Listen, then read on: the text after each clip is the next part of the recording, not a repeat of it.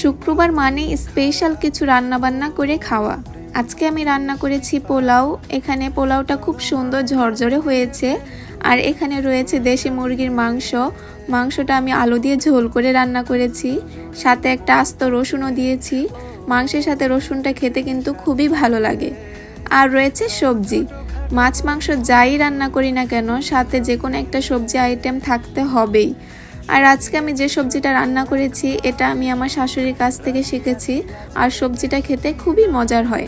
আর সবশেষে রয়েছে সালাদ, সাথে একটু সালাদও করেছি। সালাদটা আমি পুদিনা পাতা দিয়ে বানিয়েছি, সাথে একটা কোল্ড ড্রিঙ্কসও রয়েছে। আর এই তো আজকে আমাদের দুপুরের খাবার। কেমন হয়েছে সবাই অবশ্যই জানাবেন। আর আমি শুক্রবার আসলে একটু ট্রাই করি সবসময় ভালো কিছু রান্না করার। আর আমার মতো আপনারা কারা কারা শুক্রবার আসলে স্পেশাল কিছু রান্না বান্না করেন সেটা অবশ্যই কমেন্টে বলে যাবেন। সবাই ভালো থাকবেন। আল্লাহ হাফেজ।